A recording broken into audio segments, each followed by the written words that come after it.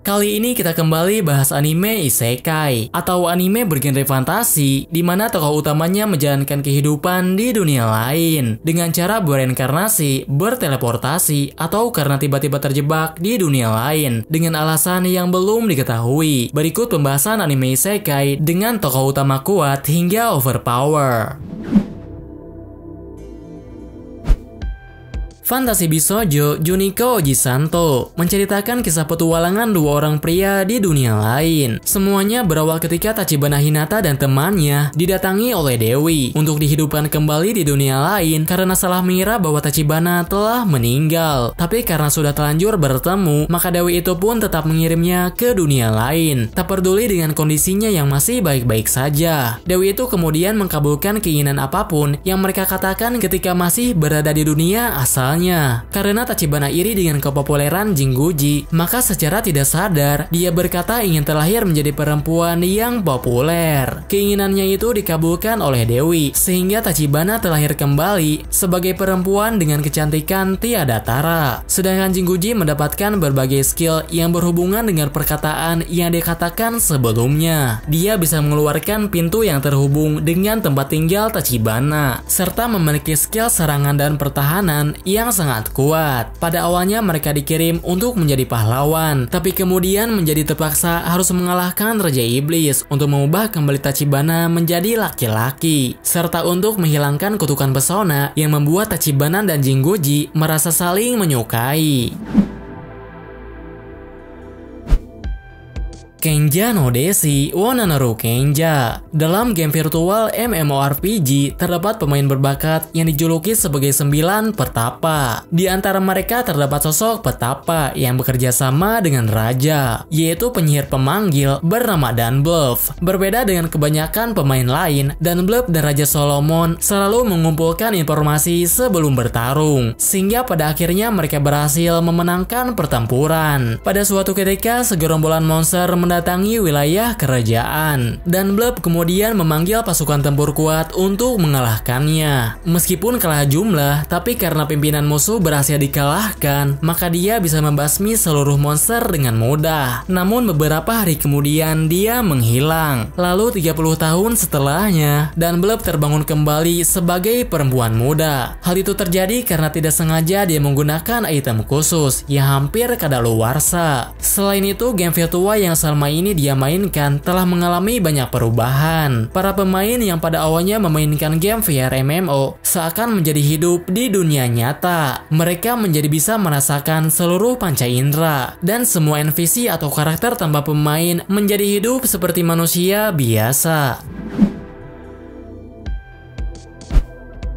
Lidl no Daichinite menceritakan kisah Keina, seorang perempuan yang terbangun di dunia game bernama Lidl. Sebelumnya dia merupakan anak malang yang menghabiskan hari-harinya dengan berbaring di rumah sakit. Namun karena terjadi pemadaman listrik, maka dia terputus dari sistem rumah sakit dan terputus dari server game virtual yang selalu dia mainkan. Pada saat terbangun, Keina mengira bahwa dirinya sudah meninggal dan hanya ingatannya saja yang tersisa di dunia game. Meskipun masa lalunya cukup kelam, tapi kini dia bisa menjalankan kehidupan dengan bebas. Sebagai salah satu ras elf langka, dia memiliki level yang sangat tinggi. Skill atau keterampilan yang dia miliki juga lebih kuat dari siapapun, sehingga masalah apapun yang dihadapi menjadi mudah untuk dilewati. Kemudian setelah beberapa hari tinggal di sebuah penginapan, Keina melakukan perjalanan ke ibu kota untuk menemui seseorang yang dia kenal. Tapi pada saat itu, Keina belum bisa menemuinya karena orang yang dia cari telah menjadi orang penting di kerajaan. Maka dari itu Keina pun pergi menuju serikat petualang dan memulai perjalanan pertamanya sebagai seorang petualang. Shikakumon no Saikyo Kenja. Untuk mencari kekuatan lebih besar, seorang petapa menggunakan sihir reinkarnasi dan terlahir kembali sebagai anak bernama Matthias Hildesheimer. Setelah memulihkan ingatan di dunia asalnya, dia menemukan kejanggalan di mana semua orang wajib menggunakan sihir rapalan dan lambang terkuat dianggap sebagai lambang yang lemah. Karena itu siapapun yang melihat lambang di tangannya akan beranggapan bahwa Matthias adalah anak yang lemah. Tapi kenyataannya alamnya dia sangat terampil dan tidak ada siapapun yang bisa menandinginya. Hal ini bisa terjadi karena iblis telah berbaur dengan manusia dan menyebarkan pengetahuan salah untuk melemahkan sihir semua orang. Dengan begitu, maka pasukan iblis akan dengan mudah mengalahkan umat manusia. Untung saja hal ini cepat disadari oleh Matthias, sehingga ketika berhadapan dengan iblis yang menyamar, dia bisa dengan cepat mengalahkan iblis tersebut dan mencegah terjadinya situasi yang semakin memburuk.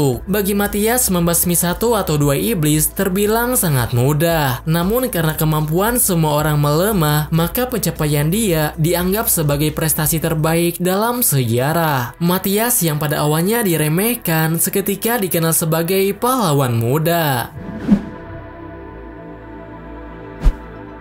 Sayate no Paladin bercerita tentang perjalanan seorang anak bernama William G. Merryblood. Setelah bereinkarnasi dan dilahirkan kembali di dunia lain, dia dibesarkan oleh 3 undead. Kemudian saat kekuatan undead melemah dan tubuh abadinya mulai menghilang, William berpetualang meninggalkan tempat kelahirannya. Sepanjang perjalanan beberapa kali dia berhadapan dengan iblis. Karena sejak kecil sudah berlatih menggunakan sihir dan berlatih bertarung dengan undead, maka bagi William, segerombolan iblis bukan tandingannya. Bahkan kekuatan yang dia miliki saat ini sudah setara dengan dewa keabadian yang sebelumnya telah dikalahkan. Pada suatu ketika dia bertemu dengan pemburu dari ras peri. Pada awalnya William mengira bahwa elf itu orang yang baik, tapi ternyata dia adalah seorang bandit dan pelaku utama penyerangan di suatu desa. Mengetahui hal ini, maka William harus bertarung untuk menghentikannya. Kemudian setelah pelaku ditangkap untuk dieksekusi, William menyelamatkan mereka dengan memberikan harta yang dia miliki dan menyarankan warga untuk saling menolong terhadap sesama.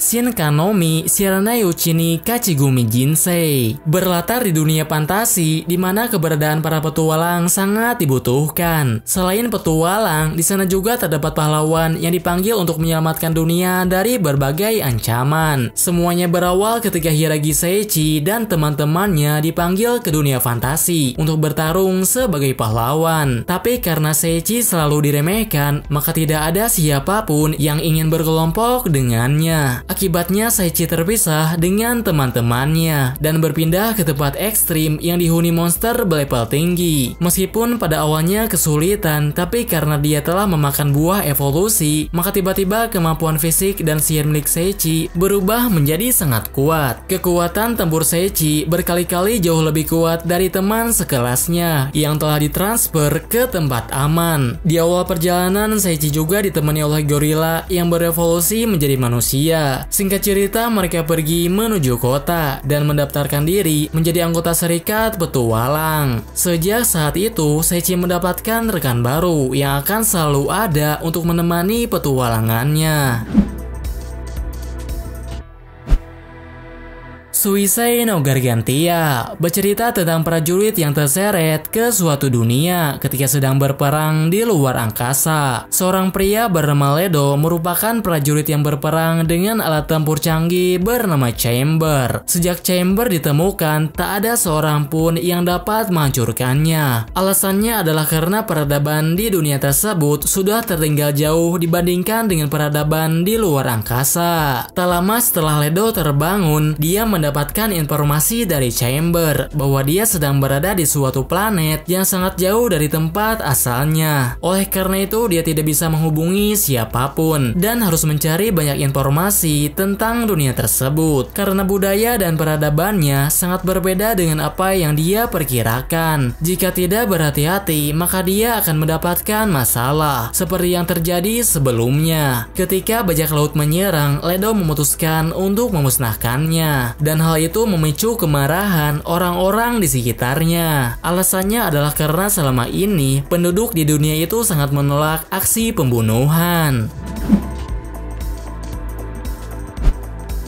Seikai Saiko no Ansatsuha bercerita tentang pembunuh profesional yang bereinkarnasi ke dunia fantasi. Setelah bereinkarnasi, dia menjadi pembunuh terkuat yang tak tertandingi. Selain karena kekuatan yang diberikan oleh Dewi, pengalaman selama hidupnya juga membuat anak bernama Luke menjadi sangat kuat. Dengan memanfaatkan kekuatan sihir serta strategi yang brilian, dia mampu mengalahkan musuh yang lebih kuat dari dirinya. Selain itu, dia juga mempunyai keterampilan yang cocok untuk pembunuh, seperti kemampuan membidik lawan dari jarak jauh. Karena itu, Luke bisa membunuh targetnya dengan mudah tanpa menarik perhatian orang-orang. Keterampilannya dalam menggunakan pisau juga membuat dirinya tak bisa diremehkan dalam pertarungan jarak dekat. Semua itu seakan membuat Luke bereinkarnasi menjadi sosok pembunuh yang sempurna dan tidak memiliki kelemahan. Dia juga sejak awal dilahirkan dari keluarga yang terpandang, sehingga ketika usianya sudah mencukupi, dia mendapatkan rekan tangguh yang selalu siap untuk membantunya.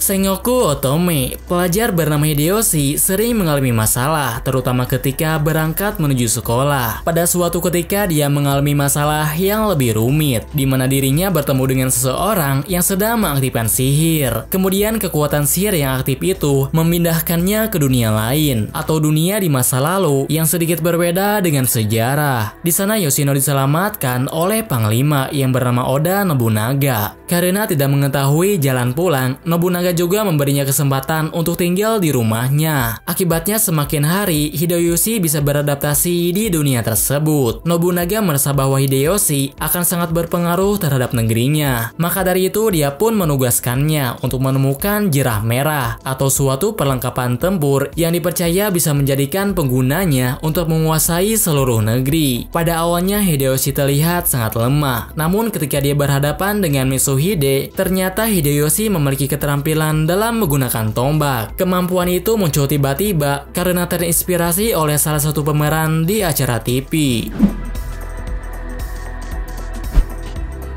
Tenku Shinpan merupakan anime original dari Netflix. Ceritanya berawal ketika pelajar bernama Yuri bersama dengan kakak dan sebagian murid di sekolahnya tiba-tiba berpindah ke dunia lain. Di dunia yang dipenuhi oleh gedung pencakar langit, mereka harus bisa bertahan dan melawan sekelompok orang yang menggunakan topeng. Yuri digambarkan sebagai perempuan mandiri yang kuat dan cerdas. Dia bisa memutuskan apa yang harus dilakukan berdasarkan situasi di lingkungan sekitarnya. Berkat hal itu, dia bisa mendapatkan rekan baru bernama Nise. Yuri juga bisa dengan mudah mendapatkan kepercayaan, meskipun sedang berada di dunia kejam yang membuat semua orang tidak bisa dipercaya. Setelah beberapa kali terlibat dalam situasi berbahaya, akan ada saatnya Yuri dan semua orang yang dipanggil mengetahui tujuan kenapa mereka dikumpulkan di sana. Alasannya ternyata dunia itu merupakan fasilitas untuk menentukan siapa yang akan bertahan dan cocok menjadi dewa.